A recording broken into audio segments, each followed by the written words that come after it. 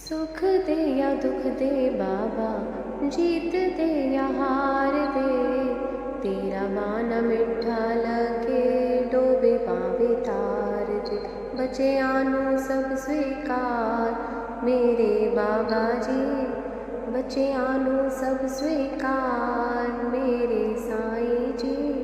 श्री सतगुरु सिरजनहार सच्चिदानंद साईं, श्री सतगुरु सिरजनहार सच्चिदानंद साईं। रब दा सच्चा अवतार सच्चिदानंद साईं, रब दा सच्चा अवतार सच्चिदानंद साईं। श्री सतगुरु सिरजनहार सच्चिदानंद साईं, सच्चिदानंद साईं, सच्चिदानंद साईं। ओम साई राम। साईं बाबा सबकी रक्षा करना। श्री साईं सच्चरित्र अध्याय 20। ऐसे थे श्री साईं बाबा। काका महाजनी, भाऊ साहेब धुमाल, निमोड़कर दंपति, मूले शास्त्री आदि की कथाएं। ऐसे थे श्री साईं बाबा। संत ईश्वर के ही प्रतिनिधि होते हैं, यह बात पूर्व में भी बताई जा चुकी है। श्रीमद् भगवद गीता में भी भगवान श्री कृष्ण ने कहा है कि जब जब भी धर्म की हानि व अधर्म की वृद्धि होती है तब तब मैं अवतार लेता हूँ। वे ये भी कहते हैं कि मैं हर युग में अवतार लेता हूँ, संत मेरे ही रूप हैं। इस प्रकार संत जन सज्जनों के कल्याण व दुष्टों को सद्मार्ग पर चलने को प्रेरित करने के लिए इस धराधाम पर आते हैं। संतों की दृष्टि में सज्जन व दुर्जन दोनों ही समान होते हैं। हेमाडपंत ने भी अपने मूल ग्रंथ में उन्हें अगस्त्य ऋषि के समान कष्टमय भवसागर को सोखने वाला बताया है। पुराण आदि में ये कथा भी वर्णित की है कि अगस्त्य ऋषि ने सागर को एक ही चुल्लू में ग्रहण कर सोख लिया था। हेमाडपंत ने संतों को अज्ञान तिमिर के नाश हेतु सूर्य के समान भी कहा है।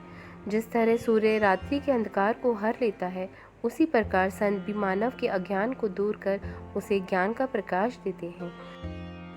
संत हृदय में भगवान वासुदेव का वास होता है। संत और भगवान में कोई भेद नहीं है। श्री साईं बाबा भी संत रूप में ऐसे ही दिव्य अवतार थे, जिनका अवतरण भक्तों के कल्याण के लिए ही हुआ था। वे ज्ञान अवतार दिव्य प्रभावन थे। प्राणी मात्र के प्रति उनके हृदय में गहरा प्रेम था। वे नित्य मुक्त, कामना रहित थे। आगे हेमाडपंत उनका यशगान करते हुए कहते हैं कि श्री साईं बाबा ने भक्तों की हर प्रकार से सहायता की। भक्तों का उनसे मिलना भी उनकी अपनी इच्छा पर निर्भर था।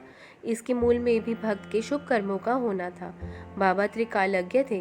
यदि किसी के शुभ कर्मों का उदय हो जाता था तो बाबा उन्हें दर्शन देते थे, उन्हें स्मरण भी करते थे। इसके विपरीत शुभ कर्म उदय न होते थे तो वह भक्त उनके दर्शन कृपा से वंचित ही रहते थे। अनेक ऐसे भक्त शिरडी में थे जिन्हें बाबा के दर्शनों की इच्छा होते हुए भी वे बाबा के महासमाधि लेने तक दर्शन नहीं कर पाए। यहाँ कुछ भक्तों को हुई अनुभूतियों को कथा रूप में प्रस्तुत कर श्री साईं लीला का वर्णन किया जा रहा है। यदि इन लीला कथाओं का श्रद्धा भाव से श्रवण किया जाए तो श्री साईं कृपा का पात्राधिकारी बना जा सकता है। कोई आश्चर्य नहीं कि ऐसे भक्तों को बाबा के किसी न किसी रूप में आज भी दर्शन हो जाए। काका महाजनी की कथा। मुंबई के निवासी काका महाजनी एक बार श्री साईं बाबा के दर्शनार्थ शिरडी पहुंचे। वहां पहुंचकर उन्होंने विचार किया कि शिरडी में एक सप्ताह रुककर गोकुल अष्टमी उत्सव देखना चाहिए। बाबा तो अंतर्यामी थे, वे सबके मन की बात पहले ही जान लेते थे। अतः जब काका महाजनी बाबा के दर्शन कर चुके थे तब बाबा ने उनसे पूछा कि काका, तुम्हारा वापस जाने का कब का विचार है। बाबा ने जब उनसे ऐसा पूछा तो उन्हें बड़ा आश्चर्य हुआ कि मेरे मन का विचार बाबा को ऐसे कैसे ज्ञात हुआ। वे इस रहस्य को नहीं जान सके। फिर भी जब बाबा ने उनसे पूछा तो जवाब तो देना ही था। अतः वे बोले कि बाबा की जब आज्ञा होगी तभी जाने का विचार है। बाबा ने कुछ गंभीरता से कहा कि तुम कल ही चले जाओ, लेकिन काका महाजनी ने आज्ञा का पालन ना करते हुए तुरंत ही मुंबई के लिए प्रस्थान कर दिया। जब वे मुंबई पहुंचे और अपने ऑफिस में गए तो उनका सेठ उनकी बेसब्री से प्रतीक्षा कर रहा था। पूछने पर पता चला कि मुनीम की तबीयत अचानक खराब हो गई है, इसलिए उनकी उपस्थिति आवश्यक थी। बाद में वह पत्र जो उनके सेठ ने उनके लिए शिरडी भेजा था, उनके मुंबई वाले पते पर वापस भेज दिया गया। भाऊ साहेब धुमाल की कथा। भाऊ साहेब धुमाल पेशे से वकील थे। एक बार वे किसी मुकदमे के सिलसिले में निफाड़ की कोर्ट में जा रहे थे। शिरडी मार्ग में ही पड़ता था, इसलिए वे श्री साईं बाबा के दर्शनार्थ शिरडी में ही उतर गए। मस्जिद में जाकर उन्होंने बाबा के दर्शन किए और पुनः लौटने की अनुमति चाही, लेकिन बाबा ने अनुमति नहीं दी। वे रोज अनुमति मांगने जाते और बाबा रोज ही मना कर देते। इस तरह धुमाल को शिरडी में रहते हुए 1 सप्ताह गुजर गया। 1 सप्ताह बाद फिर एक दिन वे मस्जिद पहुंचे और बाबा से लौटने की अनुमति मांगी। इस बार बाबा ने अनुमति दे दी। इस प्रकार 1 सप्ताह बाद जब धुमाल लौटे तो पता चला कि उनके मुकदमे की सुनवाई करने वाले निफाड़ के न्यायाधीश को पेट का रोग हो जाने से मुकदमे की सुनवाई आगे के लिए टाल दी गई है। उनके स्थान पर 4 न्यायाधीशों ने महीनों तक मामले की सुनवाई कर निर्णय धुमाल के मुवक्किल के पक्ष में दिया। फलस्वरूप वह बरी हो गया। बाबा की कृपा से धुमाल को सफलता मिली। निमोणकर दंपति की कथा। निमोण के रहने वाले नाना साहिब निमोणकर अवैतनिक जज थे। वे कुछ समय से शिरडी में ही ठहरे हुए थे। वहाँ दोनों पति पत्नी बाबा की सेवा करते और उनके उपदेशों को सुना करते थे। कई दिन बीतने पर एक बार उनका पुत्र जो बेलापुर में था बीमार पड़ गया। पुत्र की बीमारी से श्रीमती निमोणकर चिंतित हो गई। उन्होंने वहां जाकर पुत्र व अपने अन्य रिश्तेदारों से मिलने का मन बनाया, लेकिन नाना साहब ने उन्हें अगले दिन ही शिरडी लौट आने को कहा, तो वे दुविधा में पड़ गई कि क्या किया जाए। मन में दुविधा लिए वे बाबा के पास शिरडी से प्रस्थान करने की अनुमति मांगने गई। उस समय बाबा साठेवाड़ा के निकट ही खड़े थे। वहीं नाना साहेब व अन्य भक्त भी खड़े थे। श्रीमती निमोणकर ने बाबा के चरणों में प्रणाम किया और प्रस्थान के लिए अनुमति मांगी। तब बाबा ने उनसे कहा कि शीघ्र जाओ, घबराओ मत, सुख शांति पूर्वक बेलापुर में 4 दिन रुककर सबसे मिलकर शिरडी लौट आना। बाबा के वचन सुनकर नाना साहेब बाबा की ओर देखते ही रह गए, क्योंकि बाबा की आज्ञा के आगे उनकी आज्ञा निरर्थक हो गई थी। मूले शास्त्री की कथा। मूले शास्त्री नासिक के कर्मनिष्ठ अग्निहोत्री ब्राह्मण थे। वे शरण दर्शन अर्थात सांख्य, योग, न्याय, वैशेषिक, मीमांसा व वेदांत के ज्ञाता होने के साथ ही महान ज्योतिषी भी थे। उन्हें ज्योतिष के साथ ही सामुद्रिक शास्त्र का भी पूर्ण ज्ञान था। सामुद्रिक शास्त्र भी ज्योतिष के से संबंध शास्त्र है। एक बार शिरडी में ही उनकी नागपुर के सुप्रसिद्ध करोड़पति बापू साहिब बूटी से भेंट हुई। उनसे भेंट करने के बाद वे अन्य लोगों के साथ श्री साईं बाबा के दर्शनों के लिए मस्जिद पहुंचे। बाबा ने फल विक्रेता से कई प्रकार के फल खरीदकर मस्जिद में मौजूद लोगों में बांट दिए। लीलावश बाबा आम को चतुराई से चारों ओर से दबा रहे थे ताकि रस मुख में आ जाए और गुठली व छिलका फेंक दिया जाए, जबकि केलों को छीलकर उन्होंने भक्तों में वितरित कर दिए थे और छिलके अपने पास रख लिए थे। मूले शास्त्री हस्तरेखा ज्ञान के भी मर्मज्ञ थे, अतः उन्होंने बाबा का हाथ देखने के लिए उनसे प्रार्थना की, लेकिन बाबा ने कोई ध्यान नहीं दिया, बल्कि उन्हें 4 केले पकड़ा दिए। बाद में वे सभी वाड़े लौट आए। मूले शास्त्री स्नान आदि कर्म करके अग्निहोत्री करने लगे। बाबा भी नियमानुसार लेंडी की ओर चले गए। जाते जाते उन्होंने भक्तों से कहा कि थोड़ा गेरू लाना, आज वस्त्रों का भगवा रंगेंगे। बाबा के कथन का मर्म कोई भी नहीं समझ पाया।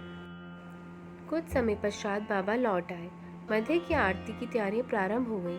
बापू साहिब जोग ने मूले शास्त्री से मध्य आरती से में साथ चलने को पूछा, तो उन्होंने मना कर दिया और बोले कि सायंकाल बाबा के दर्शन करने जाएंगे। फिर बापू साहिब जोग अकेले ही मस्जिद की ओर चले गए। बाबा ने जब आसन ग्रहण किया तो भक्तों ने उनकी पूजा करके आरती की। इस तरह मध्य आरती हो गई। तब बाबा बोले कि उस नए ब्राह्मण से कुछ दक्षिणा लाओ। दक्षिणा लेने के लिए बूटी स्वयं गए थे। उन्होंने मूले शास्त्री को बाबा की संदेश सुनाया तो मूले शास्त्री घबरा से गए। वे सोचने लगे कि मैं तो अग्निहोत्री ब्राह्मण हूँ, क्या मुझे बाबा को दक्षिणा देनी चाहिए? मान लिया कि बाबा संत है, लेकिन मैं तो उनका शिष्य हूँ। फिर वे विचार करने लगे कि बाबा जैसे महासंत मुझसे दक्षिणा मांग रहे हैं और बूटी जैसे करोड़पति दक्षिणा लेने आए हैं, तो मना भी कैसे किया जा सकता है। अतः वे अपना अग्निहोत्र कर्म अधूरा छोड़कर बूटी के साथ मस्जिद चले गए। वे स्वयं को पवित्र व मस्जिद को अपवित्र कर रहे थे, अतः मस्जिद से कुछ दूर खड़े होकर वहीं से बाबा पर पुष्प फेंके। लेकिन तभी उन्हें यह देखकर घोर आश्चर्य हुआ कि बाबा के आसन पर बाबा नहीं बल्कि उनके कैलाशवासी गुरु घोलप स्वामी विराजमान थे। उन्हें लगा कि कहीं यह स्वप्न तो नहीं है। फिर सोचने लगी कि नहीं, यह स्वप्न कैसे हो सकता है, मैं तो जागृत अवस्था में हूँ। एक क्षण के लिए वे निस्तब्ध हो गए। उन्होंने अपने शरीर पर चिकोटी काटी और फिर सोच विचार करने लगे। वे समझ नहीं पाए कि उनके गुरु मस्जिद में कैसे आ गए।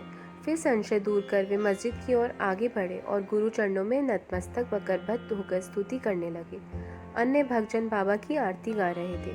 वे एक बार फिर जात पात का अहम भाव, पवित्रता अपवित्रता का विचार त्याग कर गुरु चरणों में गिरे और आंखें मूंद ली। लेकिन जब वे खड़े हुए और आंखें खोली तो देखा कि श्री साईं बाबा उनसे दक्षिणा मांग रहे थे। बाबा का सच्चिदानंद स्वरूप देख मूले शास्त्री सुदबुद बिसरा बैठे। उनके हर्ष की सीमा न रही, आंखों से अश्रु बह चले। उन्होंने बाबा को नमस्कार किया और फिर दक्षिणा की भेंट की। वे बोले कि आज मुझे गुरु के दर्शन होने पर मेरे सारे संशय मिट गए। बाबा की यह विचित्र लीला देखकर सभी भक्तों व स्वयं मूले शास्त्री भी द्रवित हो गए। बाबा के उन शब्दों का कि गेरू लाना आज वस्त्र को भगवा रंगेंगे अभिप्राय सबकी समझ में आ गया। एक डॉक्टर की कथा। जिसकी जैसी भावना होती है, ईश्वर के उसे उसी रूप में दर्शन हो जाते हैं। इसमें किसी प्रकार का संशय नहीं है। ऐसे ही एक डॉक्टर की ये कथा अनुसार एक बार एक डॉक्टर किसी साईं भक्त मामलतार के साथ शिरडी इस शर्त पर आए कि वे किसी यवन के आगे शीश नहीं झुकाएंगे, क्योंकि उनके इष्ट देवता श्री राम हैं। श्री राम के अतिरिक्त वे किसी के आगे शीश नहीं झुकाते। दोनों किसी तरह शिरडी पहुंचे और बाबा के दर्शन के लिए मस्जिद गए। मामलतार को अपने डॉक्टर मित्र को आगे आगे जाते देख व बाबा की चरण वंदना करते देख बड़ा आश्चर्य हुआ। अन्य सब लोग भी आश्चर्यचकित थे। बाद में जब डॉक्टर से पूछा गया कि आपने अपना निर्णय एकाएक कैसे बदल लिया, तब डॉक्टर ने बताया कि बाबा के स्थान पर उन्हें उनके इष्ट श्री राम खड़े दिखलाई दिए थे, इसलिए उन्होंने नमस्कार किया। जब डॉक्टर ऐसा कह रहे थे तब उनके सामने श्री साईं बाबा खड़े मुस्कुरा रहे थे। श्री साईं बाबा को देख डॉक्टर आश्चर्यचकित होकर कहने लगे कि कहीं ये स्वप्न तो नहीं, आखिर ये यवन कैसे हो सकते हैं, अरे ये तो पूर्ण योग अवतार हैं। अगले दिन से ही उन्होंने उपवास करना प्रारंभ कर दिया और प्रण किया कि जब तक बाबा स्वयं बुलाकर आशीर्वाद नहीं देंगे तब तक वे मस्जिद नहीं जाएंगे। प्रण के 3 दिन बीत गए। चौथे दिन डॉक्टर के एक मित्र खानदेश से आए। डॉक्टर मित्र के साथ श्री साईं बाबा के दर्शन करने मस्जिद गए। दोनों ने बाबा को नमस्कार किया। तब बाबा ने डॉक्टर से पूछा कि आपको किसने बुलाया था, आप यहाँ कैसे पधारे। बाबा के प्रश्नों को सुनकर डॉक्टर का हृदय पिघल गया। उसी रात बाबा ने डॉक्टर पर कृपा दृष्टि की तो डॉक्टर को ये शयन अवस्था में परम आनंद की अनुभूति हुई। बाद में वे अपने शहर लौट आए, लेकिन 15 दिन तक भी उन्हें वैसी ही अनुभूति होती रही। बाद में श्री साईं बाबा के प्रति उनकी भक्ति प्रगाढ़ हो गई। विशेष गोस्वामी तुलसीदास के जीवन में भी एक बार ऐसी ही घटना घटी थी। जब वे सूरदास जी के साथ कृष्ण मंदिर गए थे, वहाँ उन्होंने प्रण किया था कि जब तक कृष्ण राम रूप में उन्हें दर्शन नहीं देंगे वे उनके आगे शीश नहीं झुकाएंगे। कहते हैं कि उसी रात कृष्ण ने राम रूप में उन्हें दर्शन दिए थे। तब तुलसीदास ने नमस्तक होकर कहा था, कित मुरली कित राधिका कित गोपियन को साथ, अपने जन के कारणे कृष्ण भय रघुनाथ। जहाँ भाव होता है वहाँ भगवान अवश्य प्रकट होते हैं। ये बात आज भी सत्य है। स्वयं मेरे जीवन में भी एक ऐसी ही घटना घट चुकी है। मैं रात्रि में प्रण करके सोया था कि मुझे गोविंद के दर्शन हो। गोविंद देव का मंदिर जयपुर में है। वहाँ ब्रह्म मुहूर्त से रात्रि 9:30 तक तो आरतियाँ होती हैं। मेरे प्रण का परिणाम था कि मुझे ब्रह्म मुहूर्त में होने वाली आरती में स्वप्न में दर्शन हुए और उस समय मैं मंदिर में खड़ा हुआ था। लेकिन जब आरती समाप्त हुई तब तक मेरी नींद खुल चुकी थी। ओम साई राम, ओम साई राम, ओम साई नमो नमः। अब हम कल अध्याय 21 का अध्ययन करेंगे और कोई गलती हुई हो तो मुझे क्षमा करिए।